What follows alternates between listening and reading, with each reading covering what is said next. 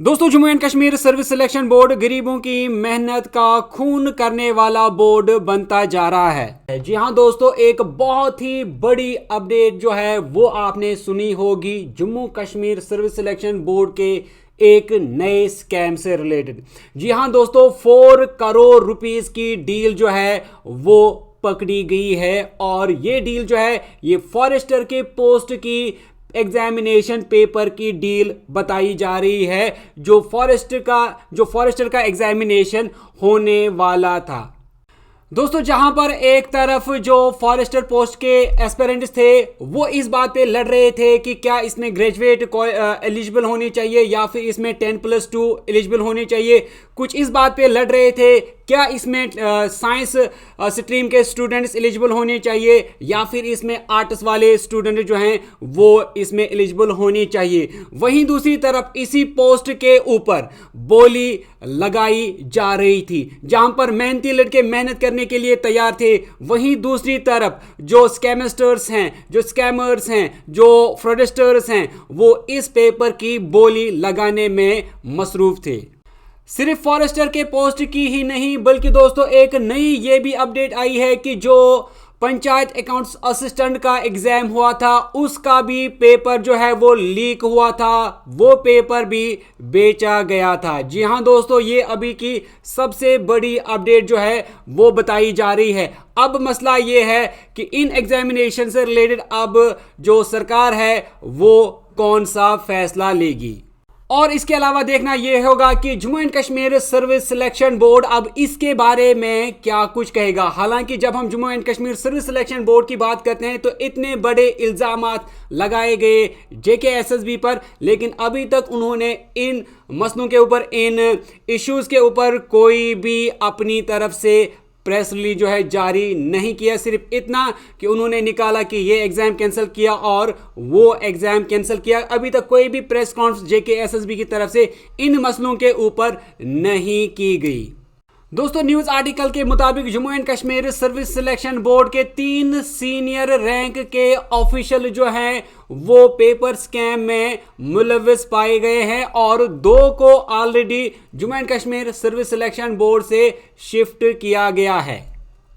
और बताया यह जाता है कि ये सीनियर रैंक के ऑफिशियल जो हैं OMR शीट को रिप्लेस करने में इन्वॉल्व हैं। अभी तक 28 OMR शीट्स को नोटिस किया गया है।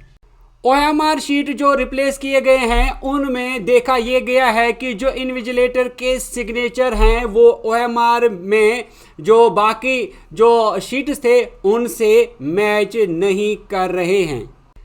इस न्यूज आर्टिकल में आगे ये बताया जा रहा है कि एग्जामिनेशन को खत्म करने के बाद पेपर्स यानी OMR शीट जो हैं उनके आंसर्स लिखे गए हैं और इन्विजिलेटर के बगैर यानी किसी दूसरे शख्स ने इनके ऊपर सिग्नेचर किया है और इन सारे कैंडिडेट से एक अच्छी खासी जो रकम है वो हासिल की गई है।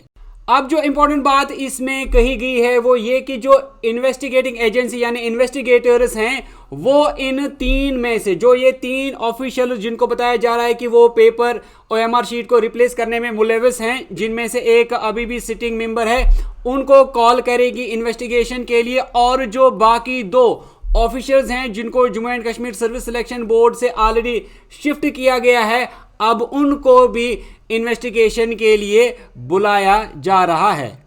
दोस्तों, वापस चलेंगे फॉरेस्टर के पेपर लीक से रिलेटेड। तो बताया यह गया है कि जो 4 करोड़ रुपए की डील हुई थी पेपर स्कैम से रिलेटेड वो रिवारी महेंद्रगढ़ जो कि हरियाणा में आता है और इसके अलावा दूसरे जो प्लेसेस हैं हरियाणा के और जो जम्मू के स्कैमस्टर्स हैं और जिनका ज़्यादातर ताल्लुक अखनूर से है वो ये पेपर की डील कर रहे थे, यानी फॉरेस्ट का जो आने वाला एग्जामिनेशन है उसकी डील कर रहे थे। दोस्तों, यहाँ पर मैं ये कहना चाहूँगा कि ये कोई पेपर की डील नहीं है बल्कि ये मेहनती लड़कों, गरीब लड़कों की खून की डील हो रही थी। मजीद क्या कुछ कहा गया है इस न्यूज़ आर्टिकल में तो मैं चाहूँगा कि आप ये आगे खुद से पढ़ें और इसकी लिंक जो है मैं नीचे डिस्क्रिप्शन में दे दूंगा, वहां से आप इसको पढ़ सकते हैं। दोस्तों लास्ट में मैं यही कहना चाहूँगा कि जम्मू एंड कश्मीर में जो रिक्रूटिंग एजेंसीज हैं वो पूरी तरह से फेल हैं, पूरी तरह से वो करप्ट हैं। अब बच्चे जो हैं इन पर भरोसा नहीं कर सकती। अगर वाकई में जम्मू कश्मीर गवर्नमेंट चाहती है कि बच्चे जो है रिक्रूटमेंट प्रोसेस पे भरोसा करें, तो जम्मू एंड कश्मीर गवर्नमेंट को चाहिए कि जितनी भी रिक्रूटिंग एजेंसीज हैं उनमें सारे जो मुलाजमीन हैं, जो एम्प्लॉयज़ हैं, उनको ट्रांसफ़र करे और इन सारी एजेंसीज में ऐसे ऐसे मुलाजिम लाएं जिनकी ज़िंदगी में अभी तक करप्शन का कोई दाग ना लगा हो, और इनकी प्रॉपर्टी की पूरी तरह से जो है असेसमेंट की जाए कि कहीं पर इनकी प्रॉपर्टी जो है वो इनकम से ज़्यादा तो नहीं है। अगर इनकी प्रॉपर्टी इनकम से ज़्यादा है तो ज़रूर ऐसे मुलाजिम जो हैं वो किसी ना किसी करप्शन में मुलव्वस ज़रूर रहेंगे। तो ऐसे मुलाजिमीन को लाना चाहिए, ऐसे एम्प्लॉयज़ को लाना चाहिए जिनका सर्विस पीरियड जो है वो बिल्कुल इन चीज़ों से साफ सुथरा हो, तभी जाकर जो बच्चे हैं अब इन रिक्रूटमेंट प्रोसेस पे शायद भरोसा करेंगे। तो दोस्तों उम्मीद करता हूं कि वीडियो अच्छी लगी होगी। वीडियो अच्छी लगी तो वीडियो को लाइक करने के साथ साथ शेयर ज़रूर करें। मिलते हैं एक नेक्स्ट वीडियो में, तब तक के लिए टेक केयर।